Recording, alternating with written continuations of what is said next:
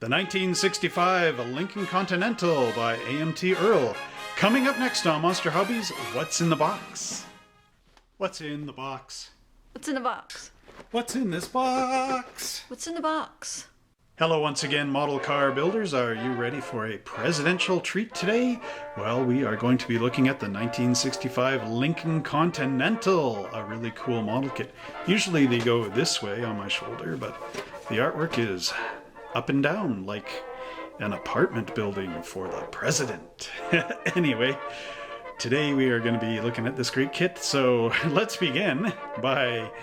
I got all wrapped up in the presidential glory, I guess. Let's like, subscribe, and share this great video with all our friends and family. Pound the notification bell so that every time I make a new video, you are the first one to see it.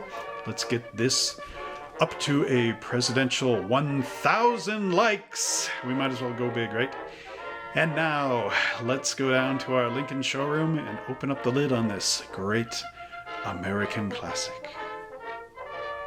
And now we flash the clock all the way back to 1965 as we unbox this amazing AMT 1965 Lincoln Continental. Now you notice one thing interesting about this box. The box art is actually going vertical instead of horizontal. I believe that's the correct orientation going on here.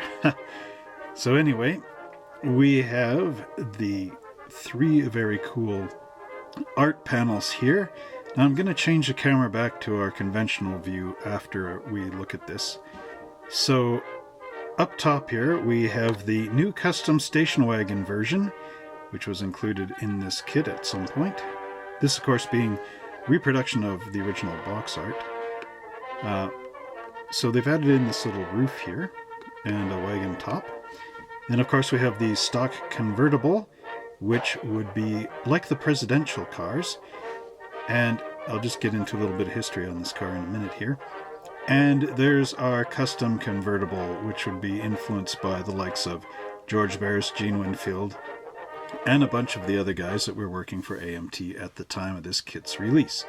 So getting into a little bit of the history of the 65 Lincoln, as Ford Motor Company entered into the 1960s, the original 1960 Lincoln was based off the 58-59 style Lincoln, and new for 1961 was this body style here that you see on the red car. It was a more chiseled, well-designed looking car. It still carried over the 430 cubic inch Lincoln Continental engine, but it was a lot more popular as a car with that nice design to it. The 63s had more of like a, how do you describe it? A electric shaver type of front end with a nice rounded grille, whereas they started to get a little more straight in about 1962-63 era. And this car actually went up to 1967 when the body style got changed up. Following year, 1968, to make it a little more modern. So now, let me see, I've got this thing vertical, so I suppose this would be the right way to position the box here. Since we're going up and down, a little departure from normal. So here we have a dash-mounted telephone as a custom feature, the custom exhausts, which are really cool on there, and then we have these simulated wire wheels with a knockoff bit. And of course licensed by Ford Motor Company from AMT at the time. We're just going to put this around this way now, and I'll move this the opposite way. Professionally designed parts, including a luggage rack. What do we got here? Aluminum, air cleaner. Aluminum air cleaner. It's hard to see it from where I'm positioned here. The tire housing for your Lincoln Continental, which would be a Continental kit. And then we have custom bumpers. Couldn't read that. There's a fold right across there. Okay, custom bumpers, and finally we have this very cool custom tail light. The tall lights with the grills going around the outsides. So now let's tilt our camera into the right position and open up the lid of this model kit. Alright, so now we have the camera tilted around the right way, and here's our 1965 AMT Lincoln. And we'll move the box off. The top of the box off, the rest of it. And here's our great instructions. This, of course, was a model kit that came out, came out again one more time under RC2. This is prior to the current round 2, which of course AMT is a part of. So we've got this nice artist illustration of the Wagon version of the kit. It is a 3-in-1 customizing kit, and I do believe these instructions are a reproduction of the original ones, which would have been found way back when in the 65 Lincoln Continental kit. So I'm going to move the instructions down here and we will look at them first. Of course, we can fold these guys out. Again, it's 4 panels, much like our 65 Chevelle Wagon was last time around, except it's not a double fold instruction sheet by any means, and that's good. So let's start here with the basic assemblies. And I will just zoom into our instruction sheet. How are you guys enjoying this overhead camera mount that I created? I got the idea from that, actually, from YouTube videos. So it does give a nicer picture of our instructions and lays everything down nice and flat. Alright, let's get into this. So here we have our 430 cubic inch Lincoln Presidential engine for our Lincoln Continental. Okay, there's our air cleaner right there, and our big monstrous 4-barrel carburetor going on to this intake manifold. We got our distributor going in there. Of course, you can port and polish all these, which would be great. Anyway, massive horsepower out of this thing, unported and unpolished, but hey, dream big, right? Okay, they are only showing the one side of the cylinder head and valve covers, but as we all know, you can't have one without the other, so this is actually do it twice, once on per side, right?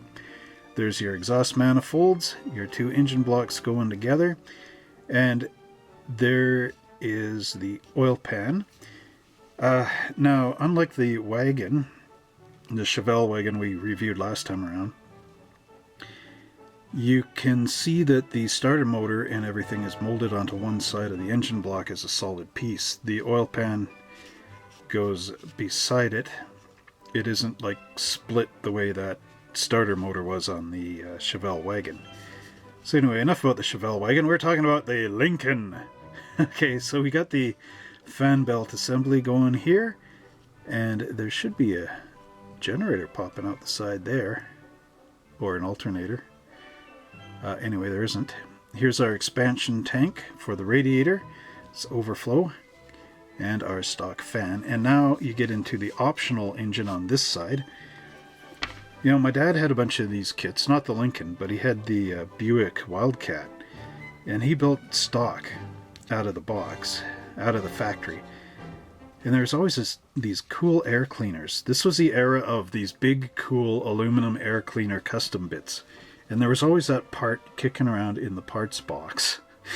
So I remember that. So here's the Lincoln version of a really cool aluminum air cleaner, which is a custom deal going over top of our carburetors, which are actually, in this instruction sheet, it looks like they're staggered like the way the Plymouths had theirs staggered. So we'll have to look, of course, at our plastic parts later here. So there's our distributor, the expansion tank again. This one is using a 6-bladed fan for extra cooling as opposed to the 4-bladed fan from the stock version. The oil pan should be the same oil pan. We'll have a look. Engine block, of course, is the same. So now we got our aluminum valve covers going up here, and our cylinder heads, and these special aluminum exhaust manifolds. Now this one you can port and polish. Get some massive, awesome air fuel mixture flow into those cylinder heads. Okay, anyway, here we go. So these are really actually bizarre looking wheels. They're not really wires, but they're sort of, how would you describe it? Sectional component type wheels? Okay, anyway. So there's our knockoff, goes into this wheel outer, which is like a hub, with these little tiny points sticking in them. Going onto our wheel back, which has this nice fluted cone with a hole in it. And then going into possibly the same old Firestone tires that are included in 1932 Fords. But of course they would be your bias tires or bias belted, possibly. I had bias belted on my 72 Cutlass.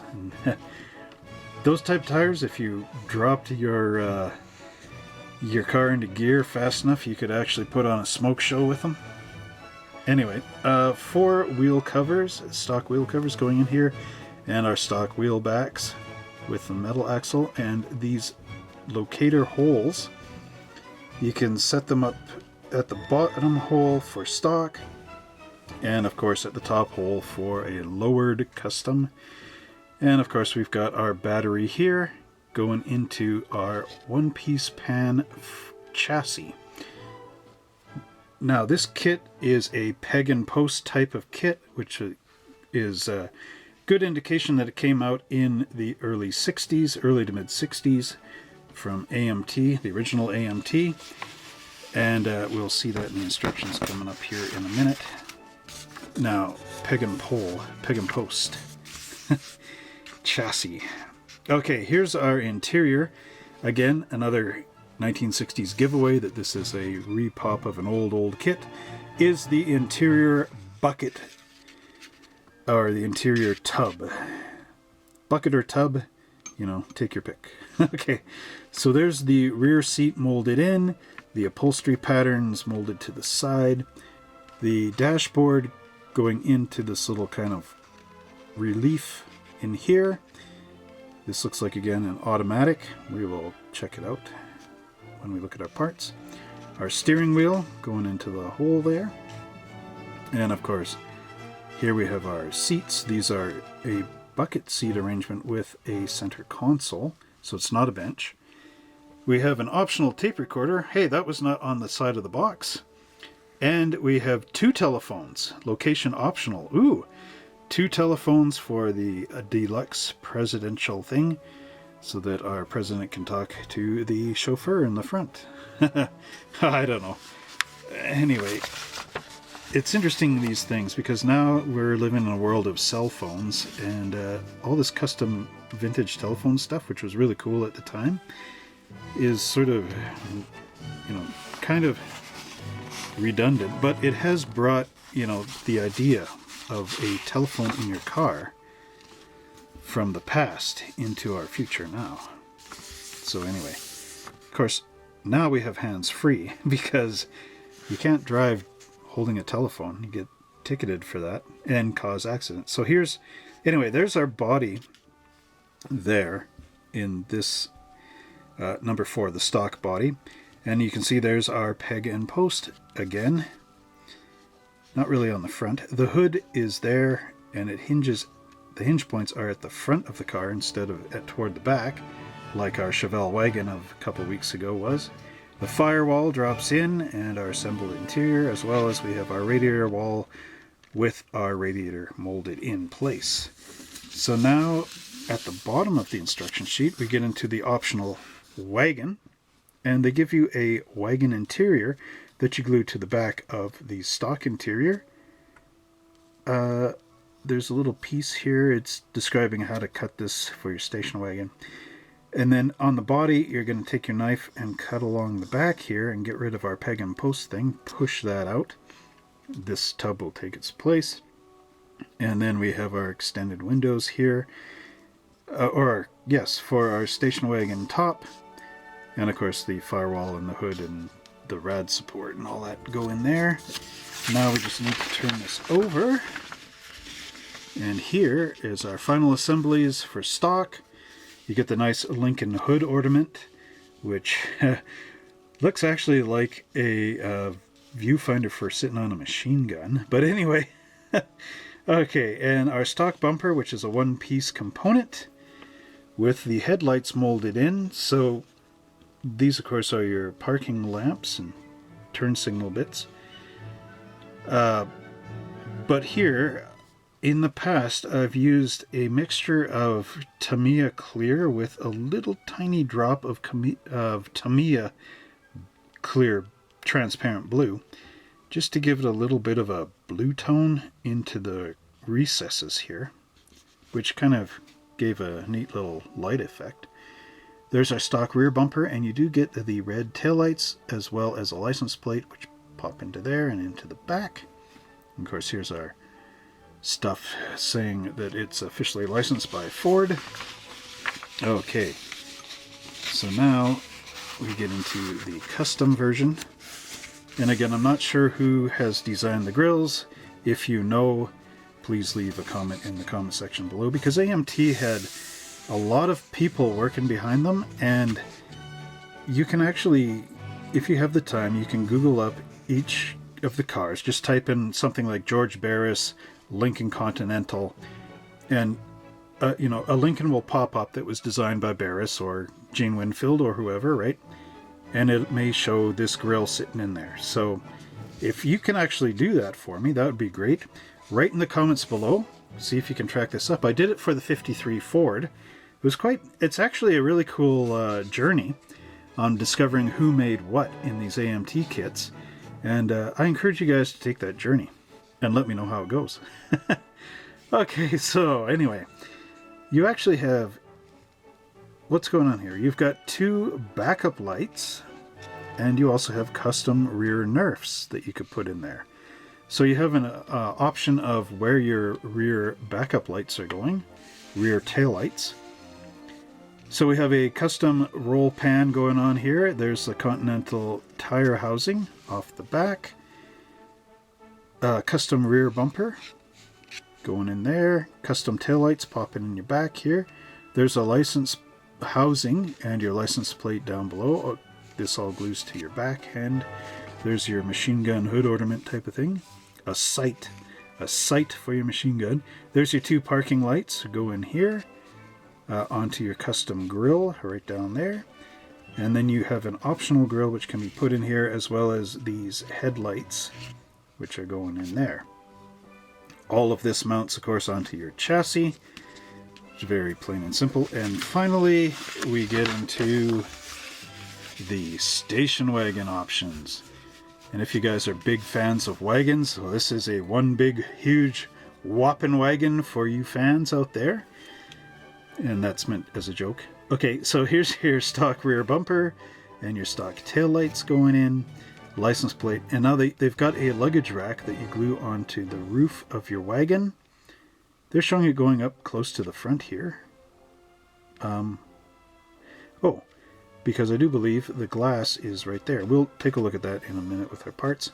And of course our stock front bumper. So you're basically hiding the fact that this is a stock car that's now a wagon. Okay, anyway.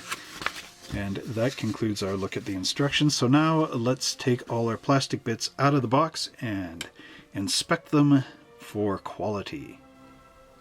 And here we have our Lincoln Continental body, which of course I'm holding this way because if I let go, it'll go to do that. Okay, now anyway, here's our Lincoln Continental body. As you can see, it is quite nice. Very slab-sided, much like the real car of the era. You can see the 4 doors with the rear suicide style door going in there. Just bring this up a little bit. There's the door handles. And we have the little vents under, just behind the hood here, with our windshield wipers. Now, the car manufacturers started to get rid of these by the late 60s, early 70s. The vents were still there, and the wipers, of course, were still there, but they made the hoods cover up over top of this. But this is still of the era where all this was very visible. Let's see now. Can you see that? There we go. Can you see that? Yes, we can. Okay. But seriously. AMT has molded this nice roll bar in here for your drag racer. No, what it is, it's just a piece here because there's no roof support in the mold. It's just to make sure that these don't get bent and sink in. So you want to saw this off just behind the sun visors and across on the body here. You guys were worried when I said roll bar, weren't you? Okay, anyway. You can see the nice Lincoln Continental script molded in here. And of course on the back trunk lid we have the Lincoln emblem and the lock for the trunk lid. There's our peg and post in there. Now underneath there is a little bit of a recessed area in here. Let's see, there we go. Can you see it? Yes we can. Where you would be dragging your knife out for putting on the station wagon roof, which is right here. You can see the hole for the glass. So that would go there, and with the cutout, this would be out of the way. The hood fit on here should be very nice and tight to the body with little to no gaps, except for how I'm doing it here. Kind of funny. Alright, my batteries died, but I had backups, so I don't know if I got cut off mid-sentence. But anyway, I don't know if it matters. Alright, so since I showed the roof component, I thought I would show the body bits and whatnot that are on these parts trees. So here we have our custom rolled pan and these slots for the red rear taillights. There's our distributor, it looks like. License plate saying 1965, our stock wheels with the extended components there for the rear axles, which are metal rods. This of course would be our brake drums in here. 1, 2, 3, 4. My 72 Cutlass had 4-wheel brake drums. I have a Cutlass Supreme somewhere else, not in my backyard, that has discs in the front. But anyway, there's our convertible, our station wagon roof. Note the big custom glass component back here. That I don't think would be factory. Factory roof would probably go right to the end and just have a little window in there. But I don't know, was there a factory wagon like this for Lincoln? Let me know in the comments below. I don't have a picture of one in my book. Okay, anyway. Alright, now, one thing that wasn't in the instructions are these nice fender skirts that are part of the kit, so you could also glue those onto your Continental. There's our radiator support wall and our stock hood here. All this stuff is very smooth, as the Lincoln was quite a smooth slab-sided vehicle. Now, if you turn it over, you will note 4 little mold marks into the corners here. We've got the nice fireproof matting underneath our hood and underneath this brace. And then we've got some mold marks here on the back of our support, which are very easy to file off, or take your sandpaper block and go across, just to get rid of those to make all parts fit well underneath. And let's see, our roof has a couple of mold marks in there and around where the glass goes in, and some here on the back panel. But again, number 16 hobby blade is your friend. You can scrape that off. No problems. So let's take a look at some of our other components. And here we have our Lincoln Continental chassis here, and I've discovered a discrepancy between the instruction sheet and what's really going on with the plastic. I'll show it to you in a second here. Now you'll notice there's big opening here on the frame. This would be for your screws to go in your peg and post model. Now this could have been a promotional model back in the day that this was based off of, so this underpan was saved from a promotional kit. There is evidence here of AMT plugging over the holes that would be there for the screws on this back end. Alright, so your lower suspension components here are visible. You've got molded in exhaust pipes that disappear to go up underneath the rear axle, and they pop out along the outside of the chassis. Now here's the discrepancy here. So I have the instructions over here, and you'll notice, remember I said there's 2 holes. Usually one is for the stock ride height and the other is to lower the car. Although the way this shows, you'd be pushing your tires right up through your fender skirt. Right, yeah. So anyway, take a look here. There's only 1 hole. And 1 hole there. So the discrepancy in the instructions, of course.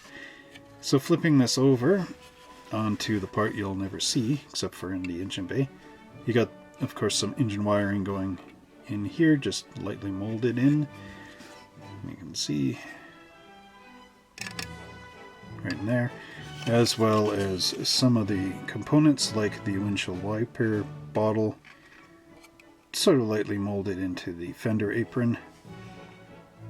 Now there's the little posts there for the back of the peg and post bit, and blanked off in the front here.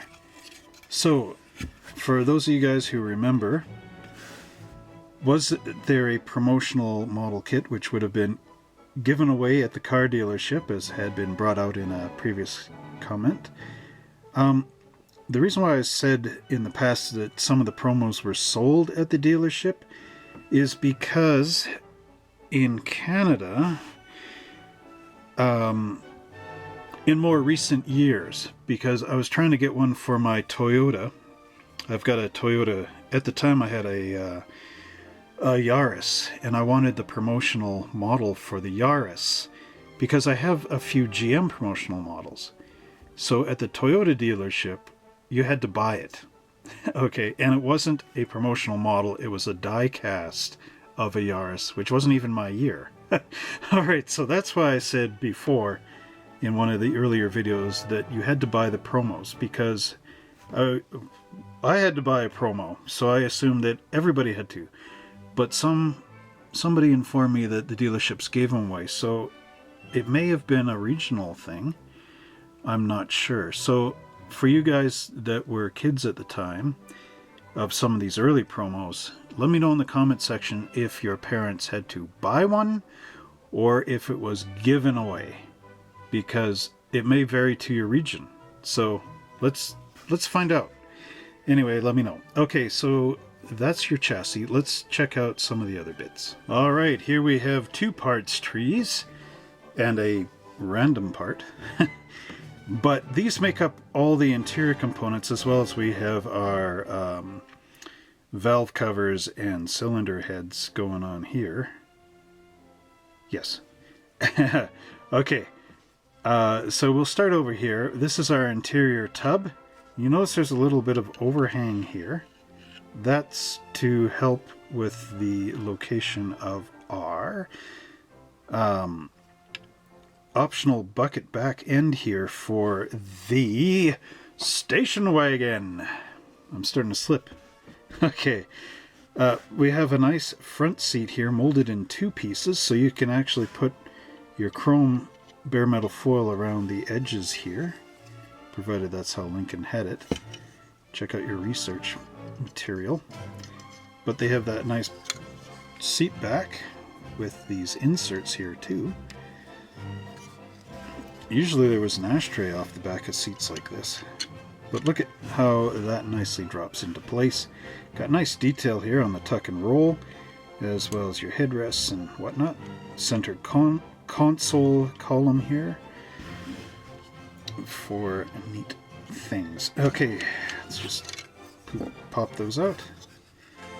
Here's the 2 telephones, and of course one would be for the front hanging off the dashboard, and the other would be in the back hanging off the front seat somewhere. And they actually have 2 different types of notches for mounting these things where they would end up being. So you can see one's L shape and one is sort of C shape in here. There's our cylinder heads and the valve covers. It would look nice with a Lincoln logo across the top. I'm not sure if the engine actually had that or if these would just have been painted gold or something like that. Anyway, nice carpeted texture detail in here on this bucket. Of course, there's your rear fender aprons. I'll just move this out of the way for a minute. And here it's an automatic. You have, of course, your brake pedal and your gas pedal. There's a little thingy there, probably for where the back of the seat goes, the little posts here for your front seat. There is some mold marks in here, which of course number 16 hobby blade, except the bad part about that is when you scrape these down, you also scrape off your texture. But if you have a flocking kit, you could paint in here and then drop the flock on there. Look nice. Your interior door panels, and of course tuck and roll on the seat. Again, not too bad. There isn't any window winders or whatnot, so it's possible this has power windows, although it's not really too well reflected in any of the door panels. Okay, and now here's our dashboard. And again, we've got the nice detail. This has got the, the end-to-end speedometer, which would of course have a needle that goes all the way across. Got your AM radio in there, your glove box down below, the ashtray, bunch of the controls for different things in your car, and I do believe that is pretty much it. So let's take a look at some of the next components. And here's some engine components as well as some of the other little goodies. In this little baggie here is the Lincoln steering wheel. Now this would be in this bag because it broke off the parts tree in the factory and somebody picked it up off the ground and went, oh, this should be in the kit, and threw it in the bag. So just move that back into the box so I don't lose it. Okay, so now here we have our engine components as well as our reel-to-reel tape deck. Oh, moving the parts tree with my pointer. And now we do have a roll bar in here for the convertible. This is the actual roll bar. Interesting how it comes square up like that. It's not even rounded at the corners, but you know, it's all style, of course, right? Style of roll bar. So here we have our firewall with the power brake booster molded in place and different bits and pieces. Please don't tell me that's a heater motor. Anyway, no. Okay, let's move on. What am I talking about? Here's our right and left hand sides of our engine block, and this does have the automatic bit in here hanging off our, off our bell housing for transmission.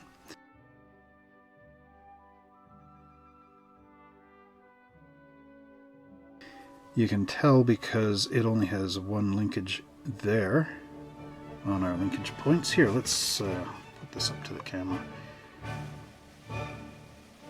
See, unlike with the Chevelle, when I said it was a standard, it had the two sitting up there for your linkages. Okay, so this is the proper way. Ah, I see where our alternator is. It's actually molded onto the fan belt and the pulleys. There's our big old air cleaner again, my favorite part of the engines, the stock engines.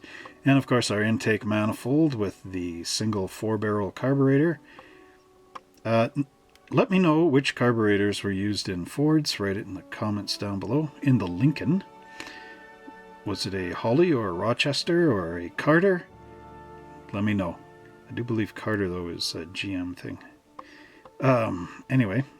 There's our overflow tank and our nice battery here.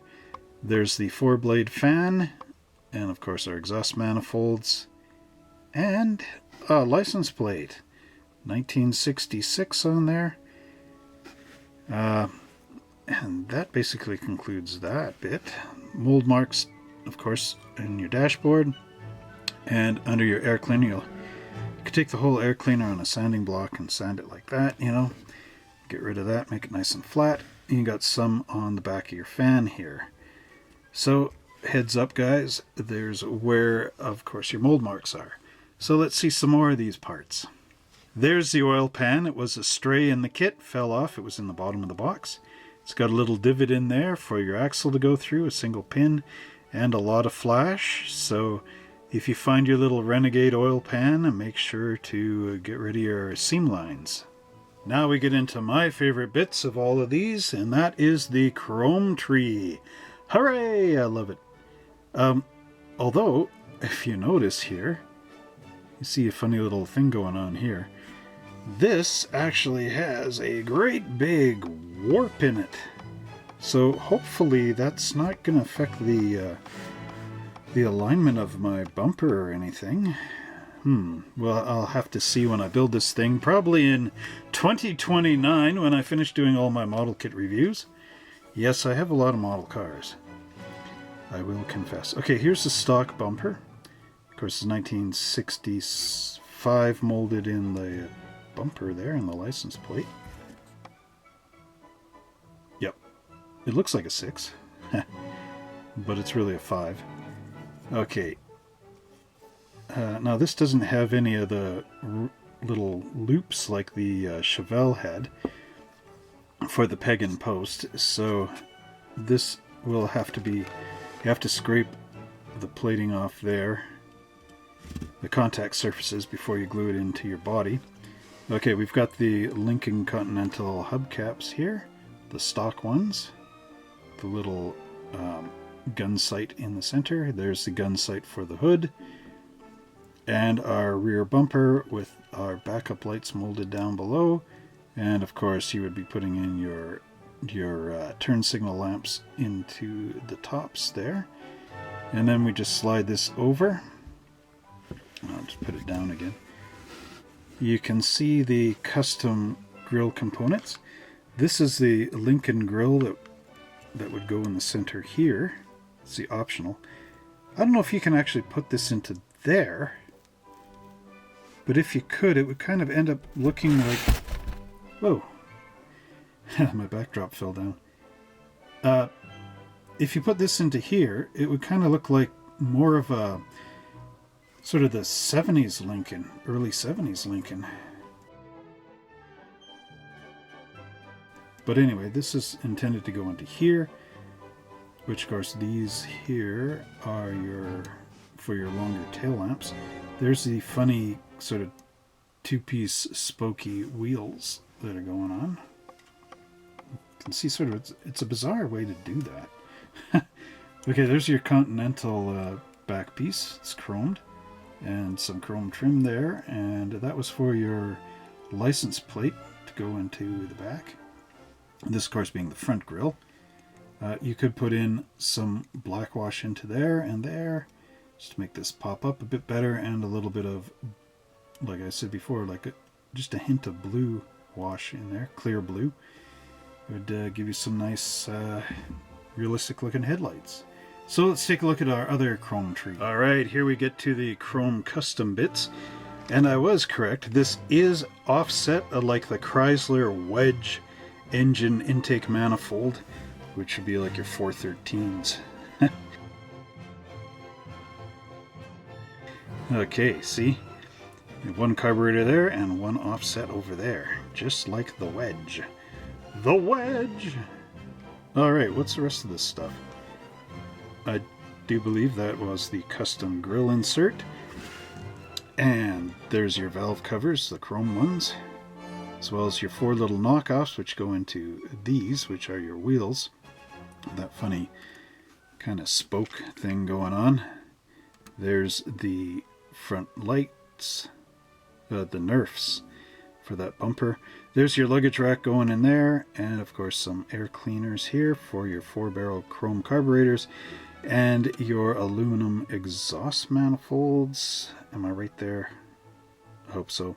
And your 6-bladed chrome fan. It's very cool components.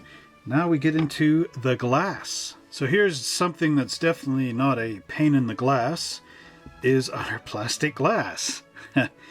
That's probably the closest I can get to saying something like that. Anyway, hey, this is kind of cool. This is a clear plastic distributor cap. Have a look at that. I've never seen that before. Very interesting. Clear distributor cap. I guess AMT had to put a distributor cap in there, and that was the only place they figured to put one. Bizarre. I should not paint that. Okay, anyway, there's our glass for the station wagon roof. And this is like an actual properly fitted glass. It's not like the promo glass that had the bars coming off the end to connect the front and rear windshield together.